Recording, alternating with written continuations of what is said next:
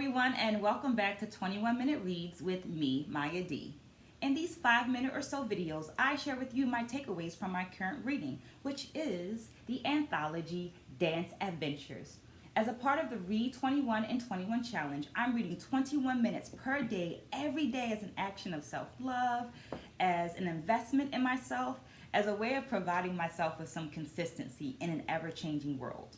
Well, this week I read pages 109 through 173, and at this part of the book, people are finding community in the most unpredictable places, which is a little different than earlier in the book when people were traveling to places where they had a hereditary connection, so there was already some familiarity there, or believably it was going to be there. In this case, people are traveling to places that they're not necessarily connected to, but still managing to find community. And my first takeaway is open invitation. At the end of each story is a list of resources. It's a nice way to encourage people to continue their own education, continue your own experience, right? Because one person's experience does not dictate what the next person's experience is going to be. At the same time, when you go on the internet, it's inundated with information, and not all of it is correct, right? We know this. So it's wonderful to have a list of resources that are almost vetted.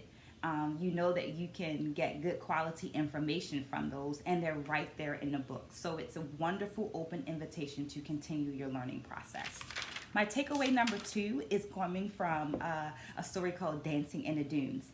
And in this experience, there's a b-boy. He's from Colorado, United States of America, and he travels to Morocco, North Africa. And my takeaway from this is, wow, this is a great resource for my students. And I say that because the concept of hip hop as a culture is not always easily understood to my students. When you're talking about culture, in my experience, people immediately go to things like your skin color or where you were born. And culture is so much more than that. There are cultures that we identify with that are our chosen cultures. And hip hop as a culture has a level of, is an act of perseverance and resiliency. And the author sees this when he travels to Morocco and finds hip hop culture somewhere. He was there to do surfing or something, so he wasn't even looking for hip hop there. And he finds it there. And he then talks about different aspects, like what does a b-boy person look like around the world, right? So you begin to see that this culture, these identifiers, these traits become very evident in his writing. So moving forward, I think that I'm going to offer this to my students as an optional reading, but letting them know that, hey, if you're wanting some deeper learning, here's something that's easy to read. And in general, this book is so easy to read. I only have this much left. I read daggone 70 pages in a week, something like that. Yeah, close to it. But in general, this is a very, very easy read. The time kind of goes quickly, and I feel like I'm learning a whole lot. So I have way more than 3 takeaways.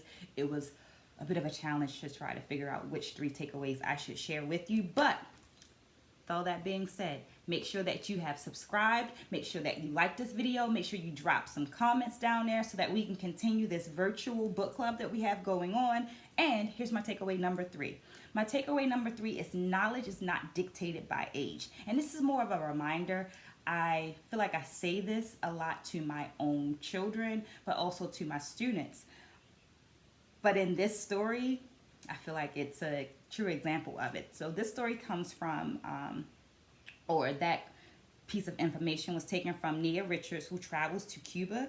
And she describes the professionalism, the technique of a dancer who pulls her on stage and then teaches her some dance movements. And the beautiful thing about this experience is the person that she's talking about is 6 years old. I'm gonna say it again. It's a 6-year-old that brings her onto the stage and teaches her movement.